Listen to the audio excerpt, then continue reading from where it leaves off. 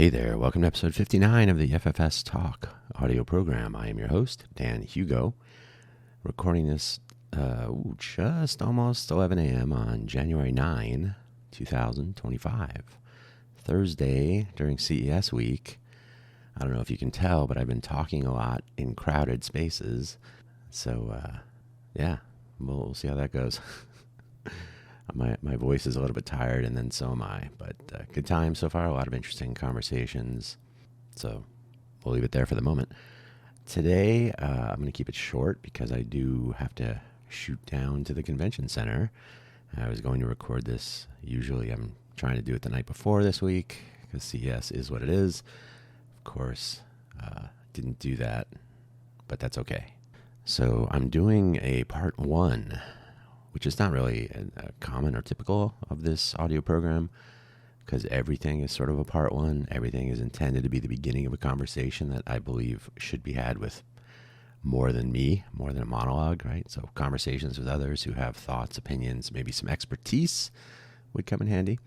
But this one I want to be explicit that it's only sort of the beginning of a conversation or presentation about crowd wisdom part one. I think we get a lot of crowd wisdom, and I don't know if it's wise from the crowds. So there you go. If you're new to this audio program, FFS Talk is a audio program. It's a series of episodes with different topics per. The goal is to discuss or monologue about what works and what does not and what we can do about it. So it's supposed to be a constructive critique, if you like. Mostly, I believe all episodes so far have been yes, I believe that is correct, a monologue presentation. But as I said, I like to think these are seeds being planted for other discussions.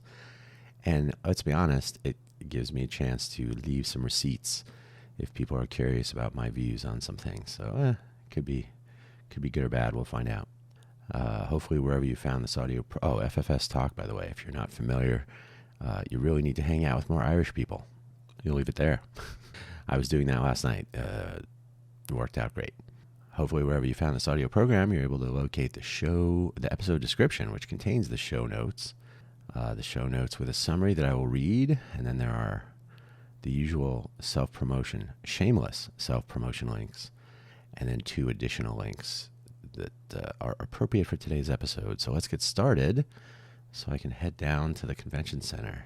I don't mean to rush, but you can listen to this whenever you want, but I'm recording it now. The show notes are thus summary. We hear a lot every day, more often than that even, like more often than every day, every few minutes, about surveys and polls and what people think about the things you may or may not care about. These are numbers coming from somewhere, and we often know the numbers, but not the questions. Is this good? I probably should add or the details, but we'll leave it at the questions. If somebody said, I asked 25 people and they all said no, and you said, well, what did you ask them? If they want to try liver and onions for dinner tonight. Who knows? Who knows if that's really what the question was, and what were their answers literally no, and so on. So maybe it was like 80% no. Some people maybe, probably not, but maybe. I would say no, by the way, if you're curious. So the links for today's episode, I mentioned the shameless self-promotion as usual, buymeacoffee.com/DanHugo, DANHUGO. I usually spell that correctly. Hopefully you do as well. And Ko-fi.com, KO-fi.com/DanHugo, same spelling. I know it's coffee.com, but I differentiate the spellings. I will draw your attention to the buymeacoffee.com/DanHugo profile page, which is itself a free-form profile where I have links to all of my audio programs. I have links to my projects on GitHub, some other things I'm working on, some background information about me, favorite coffee beans, a whole bunch of stuff. So it's very convenient. It's very nice. Buy Me a Coffee and Ko-fi. I say them differently again to differentiate. These 2 websites are frequently used by creators, by open source developers, and so on. So I've had these for quite a while. They're really not for making money. You're not obligated to spend any. You can if you want. All proceeds go towards coffee or coffee accessories, which is what powers all of my projects. That said, there's also an episode that I've been publishing exclusively on buymeacoffee.com. I call it Buy Me an Update, and it is a weekly, under 5-minute micro episode. What were the topics last week? What's coming up this week? It's linked at the very top of the profile page to the posts section. It's an audio post. Ko-fi.com does not support audio posts, so that is more about short text updates. Wisdom of Crowds, a Wikipedia article about crowdsourcing ideas and knowledge. And ironically, crowds are usually better at making decisions because the good decisions and the bad decisions sort of cancel each other out, and you end up with like a sort of somewhere in the middle, reasonable choice. So that's just the law of averages, perhaps. You can read that article if you want. But it's interesting to know when you have the wisdom of crowds as a fundamental principle that you're going to believe in, that you're going to buy. It's how you ask questions of the people in the crowd and which people you ask that may determine which part of the wisdom gets extracted from this crowd. So that's kind of what we'll talk about here in part one. Bias, another Wikipedia article. Bias is inherent in all things. You can try to be as unbiased as possible, and I would argue that by trying to be unbiased, you're probably introducing bias. So it's probably better to account for biases and just act natural.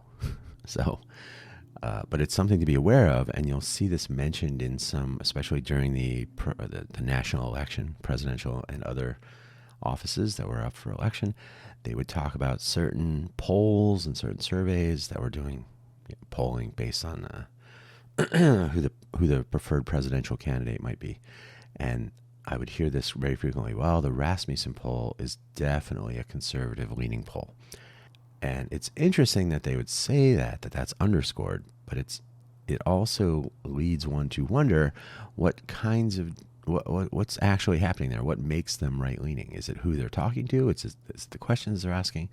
Is it the way they're massaging the data? Is it the way they're presenting it, etc.? So it's always interesting to know where your advice, where your suggestion, and hey, this is what everybody else is doing. It's always nice to know some context. And so I will interrupt myself here briefly and say that I actually had my computer froze for some reason. This is unheard of for Linux people out there, so I'm not sure what's going to happen here, but so recovered the audio and whatnot, but yeah, we'll see how this goes. So let's get into this episode before my computer does its own thing again. Everybody else agrees. We are seeing far more surveys and poll results presented as news. In fact, even as fact, even, I should say. So these polls are fact. They very rarely describe what the error bars are. They'll kind of make it's within the error of the poll. But they don't really explain that so often. They don't really explain where the error comes from. Why is there error in polling? Why isn't it just correct, right? So it's very rarely, I think there's this presumption that, it's too complicated. We'll leave it to those who want to find out more, but we're not going to explain it. And that's unfortunate. So these numbers are often presented as if they are fact, and the facts actually have some error bars. So there's room for them to be off a little bit incorrect, maybe not 100% factual, especially if you're dealing with people's opinions. It is a fact that the opinions are probably this, but we're going to say that they're actually. As a basis or justification for a variety of actions, from election outcomes to consequential decisions by leadership in our governments, perhaps, federal, state, and local, or decisions that you make. Your company or your colleagues may go with popular opinion for their decisions, and maybe you do for yourself as well. So knowing I'm going to make a decision based on this Amazon review, or I'm going to make a decision, not maybe one, but maybe the aggregate. Okay, it's 4.8 stars. That's the one I'm going to buy. Are those useful reviews? Are they good reviews? Where are these data coming from? We have already seen the headlines and the outcomes of the recent national election here in the US, where every single day the word polling was at the beginning and the end of nearly every sentence. We should also have been hearing, if we were listening, that some polls lean one way or another by presumption. As I mentioned the Rasmussen poll. There are many. Sometimes polls are aggregated. Sometimes they're chosen because of their leanings, and so on. It's a dark art. It's magic. And polls and we should have been hearing, if we were listening, that some polls lean one way or another by presumption, and other polls tweak their data to try to get a real estimate of opinion based on their population sample. So they ask people questions, and then they say, we should probably add 1 here and subtract 2 there, and scale everything by 0.08 or something. You never know. Sometimes those tweaks and massagings are proprietary. I believe this is the case with Nate Silver. His algorithm, his mixture of polls and the way he scales them and adds them together and comes up with his outcomes. You could call it a meta-analysis, are his property. His models are his. So there you go. We may never know exactly what's going on. If I ask 10 friends for dinner suggestions and they provide 2 different pizza place recommendations in total, so across 10 people, 2 recommendations. That seems interesting.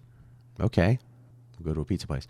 Unless I actually asked, the question I asked my 10 friends was, which pizza place of these 2 options should we meet up at? So I didn't say, where should we meet? And they happened to select one of 2 pizza restaurants. I provided a question that was limiting the selections to the 2 pizza restaurants. So they were voting, not really answering a survey. And this could be a thing. The question matters. And if I turn a 50-50 split on responses to something else, I should probably disclose that. So if I said, we surveyed, we took a poll, and these 2 pizza restaurants were tied for you can make all sorts of claims, but if the question was really, which of these 2 do you want, then again, it's more of a ballot. And yes, ballots are polls, but it's important to know that. I should disclose that, and now I just have for my fake survey. Rather than having anyone presume, I probably adjusted the numbers for a particular outcome. So that's the question, is where are these adjustments and massages of data and political leanings injecting or being injected into a polling process? How the questions are asked, who are they asking, and so on.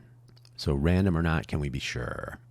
A proper survey really does require a random population sample. Is this what you're seeing when you see results reported? We hope so. They should be. Now, on the other hand, that can be a different problem, that it is a random sample, because what ends up happening, and you'll hear this time and time again, national polls can't be trusted. Well, because, so we're talking presidential election here, because national polls on president are a popularity contest. They do not tell you how different precincts are going to vote and how different electoral college numbers are going to end up leaning one way or another. So unless you're asking based, maybe do a random sample per voting precinct, or however the delegates are selected in each state. But essentially, a national poll, again, popularity contest. But if you're trying to align that with electoral college outcomes, because that is how the president is selected, then a national vote sort of doesn't really tell you that. A close national vote doesn't matter. I think we've seen that for 2024, for November 2024, in fact. We've seen that very close popularity polls, national polls, did align with total vote counts, but did not align with electoral college delegate counts, or vote counts there. So it's important to know which populations are being sampled and how, and so on. So yeah, random or not, can we be sure? A proper survey is random. Survey sampling is something of an art and a science. So when we hear that some polling companies or experts tend to lean one way or another politically, or some collection of issues, we should always be curious whether they are polling a representative sample of people, or if they are polling their own representative sample of people. And that's like another side of the, what kind of questions are being asked, and are you in our what do you call it? You can get voter records per precinct or per districts, or however your locality is split up. You can get those data, and then you could say, we just want to poll people who are friendly to our issues, or you can poll people who are not friendly to your issue, or you can do a random sampling of that. So it's important to know, or that be disclosed in some way, who they're really asking. Because if the outcome is presented as a general opinion, but it's really based on asking one side of the issue, if you like, one side if there are two sides, it's important to know that. And sometimes that will be reported as part of a sort of a background, right? Like the Rasmussen. Rasmussen does lean to the right. What does that really mean? It'd be nice if that were a matter of course that was disclosed and discussed. Inform the public. If you're gonna show them data, you should show them what it means, maybe where it came from, and how. It is more common in high-profile scenarios, like the presidential election, of course, but there are others where polling data are kept closer in. They're not really disclosed, so like I just said, they don't really describe their methodology, their models, their math, their adjustments and tunings, exactly who they're not by name, but like who are they really polling when they ask these questions. Sometimes you know, sometimes you don't. Sometimes these data get all mixed together. So the data and the methods are kept closer to the vest, as they say. So not necessarily publishing the questions, the survey population crosstabs. The crosstabs are sort of the detail about who they're really talking to. Sometimes those are not made public. Made public later sometimes. Sometimes they're made public immediately. It just depends. And you have to actually...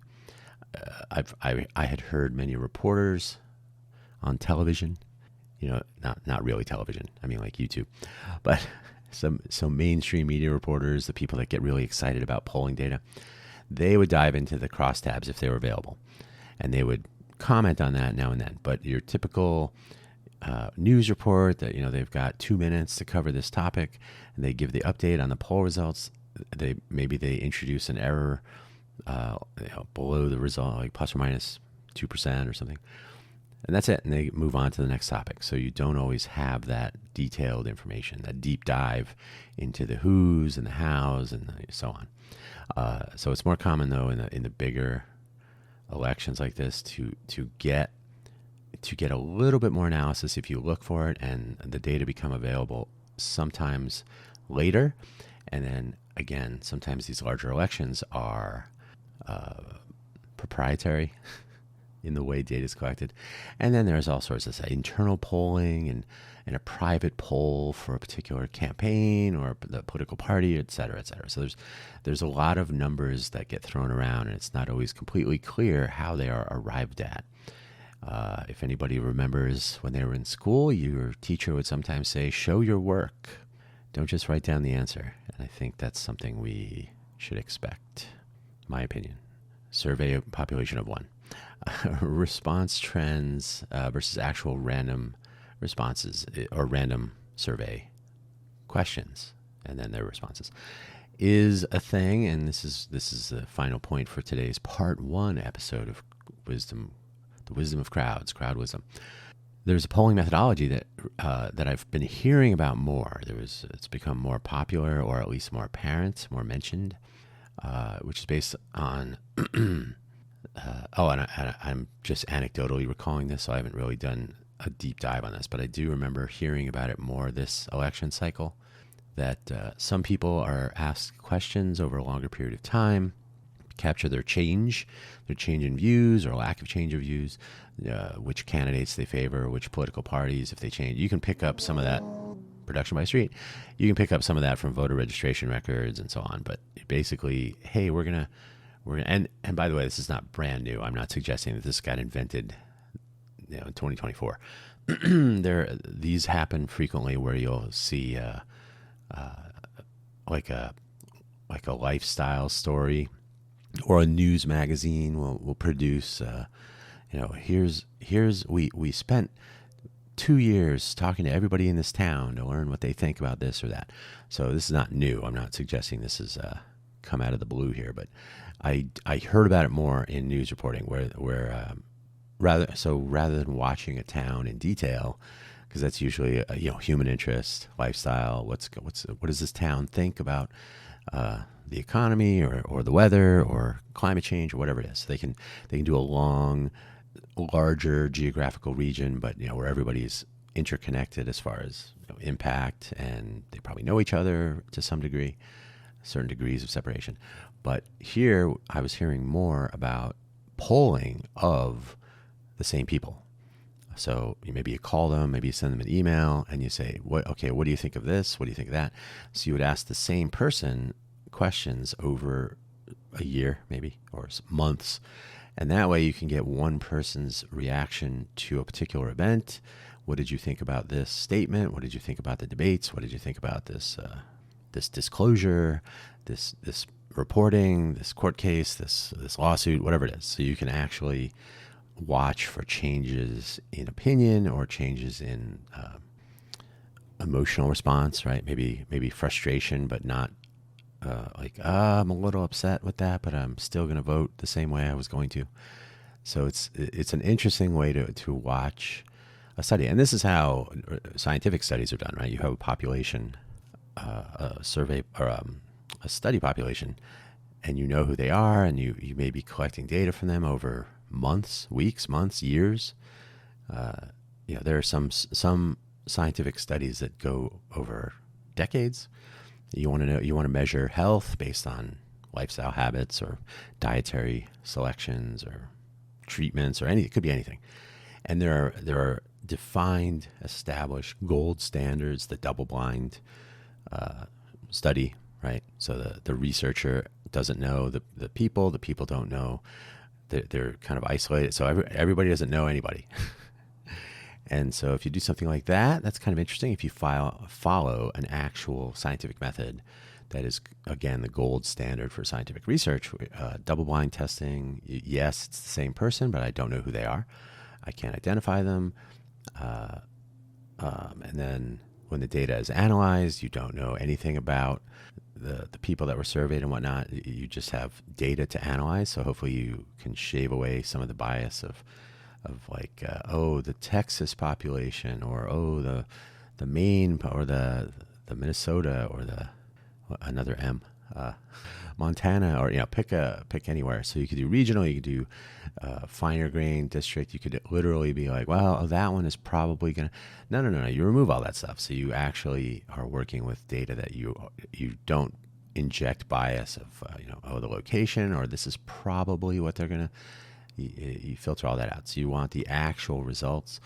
And in that case, asking the same people questions over time is probably useful, because you're not going to say, what does John think this week?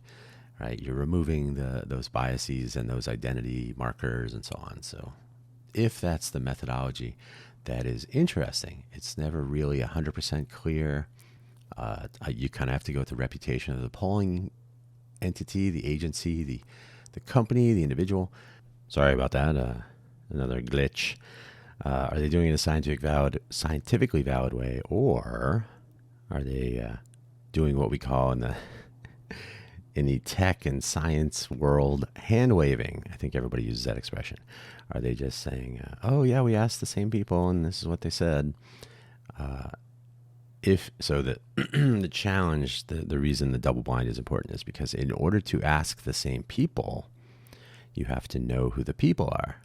But you have to remove that knowledge, right? So the double-blind part is, and again, it's just like in a medical study and so on, or it doesn't have to be medical, but I think everybody's heard enough about medical studies that we're kind of familiar. Someone has to know who the people are that are being surveyed, that are being studied, from whom data is collected and so on. But the people analyzing the data can't really know who they are, so you remove that. So. But normally the actually random population sample is the best way to go, because you don't need to know who the people are necessarily. You ask them some identifying sort of metadata like political party or what's your diet, depending on what your survey is about. Right? It could be anything, but you don't need to know who they are. They just have to be a random person, right? If you had some selection criteria to start with and they're not truly random, that's something to be aware of, right? If you just choose at random, get a person. And of course, when you do that, if someone's not committed to participating in a study over a long term, you have to deal with the fact that sometimes people don't answer the phone or respond to an email. So you're getting some selection bias. Who actually takes the time to respond or to even open the email or to answer the phone, right? So you're introducing bias with the random selection, but it's just a different way of performing this task. And you because you're choosing a random population, you can cancel out some of the bias inherent in the phrasing and how those of the questions, for example, or the just different things, different attributes that may introduce bias. So hopefully they will cancel each other out through this random selection of your survey population, and hopefully the responses will be useful at that point. And typically they are for an actually random population. Fun fact: during the pandemic, this was apparent from the get-go in Washington State, where the first actual case of COVID-19, which was not called that at the time, but the first noted case of a SARS-CoV-2 infection that was detectable. There was some commentary and some concern that the time series data that was being captured was not useful because it wasn't so the only way to do epidemiological analysis in the usual, quote unquote usual ways, is to have a random population and see how the R naught and the R factors and all that. So how the virus is moving around through a population and the herd factors and so on. If you don't test people at random, if you only send people to get tested based on a doctor's recommendation, if they're showing symptoms, you don't get the people that are not showing symptoms, and you only get people who went to the doctor and so on. So you introduce a tremendous amount of bias for something like that, where the fundamentals of epidemiology are to perform analysis on a random sample, right? So if you only send a fraction of the population to be tested, you're introducing location bias. Who went to the doctor? Who meets some? Like, we're not going to send younger people because they're not at as great a risk. Well, you're losing the amount of transmission that occurred through that part of the population. So there's a whole bunch of things. I am not an epidemiologist, nor can I really say it, I guess. But I've mentioned this before. I think I took an epidemiology class during the pandemic just so I could kind of understand what was going on. That does not make me any sort of knowledgeable professional or expert in any of those fields related, but it just made me ponder what I was reading and what I was seeing reported on the news, and those power builder graphs that Johns Hopkins was publishing about death rates and case counts and all that. Like, what does that really mean, and how are they capturing that stuff? So a random sample is telling about now what's going on right now. So say a debate that took place now, people will be responding to it. Occasionally you'll see like a focus group during the debate or during something like a debate, and then a news organization or somebody who has the focus group will ask people before, during, after. Did this change your mind? Did you think that they covered this or that, or to your satisfaction, etc.? And so you can kind of get, it's not statistically significant. It's just a little, it's a point of discussion, right? 6 people or 12 people, 15 people in one shot, right? One go after a debate. Those people do not indicate actual opinion in a representative way. But it's interesting to watch. But you can conduct a poll immediately following an event, phone polling often, which I think is a fade. And this comment has been made that it's kind of fading because people don't answer their phone. Cell phones are like the way, and caller ID and whatnot. I'm not going to answer this. I myself don't respond to political polls and stuff. So anything having to do with campaigns and polling and so on, please don't text me. I don't want to talk to you on the phone. I'm more inclined myself to do an email survey or an online survey, but even then, I'm always a little bit suspicious about their data collection methodologies and what they're actually reporting. So I spend my time in other ways. But those are some things to think about, and it's as good a time as now to cut part one to, I won't say short, but my computer is still giving me problems. So we'll cut it short in that regard. But part one, this is where I was going to end anyway. This is part one as constructed. You can hear my voice is arguing with me a little bit. It's not been too bad, but a little bit of congestion. I'm kind of hoping as CES wraps up at the end of this week that we do not have any lingering potential pandemics. COVID-25 shipping this week after CES. Hopefully not. Hopefully none of those things happen. But it is typical at the end of a CES outing for everyone to have swapped their respective head colds, chest colds, not congestion, but not allergies either, but any form of germ that they brought to Vegas with them does not remain in Vegas. It does not stay in Vegas. That's all. It's all a lie. So too much handshaking and proximal speaking and so on. Every time I've been to CES, I end up feeling something afterwards.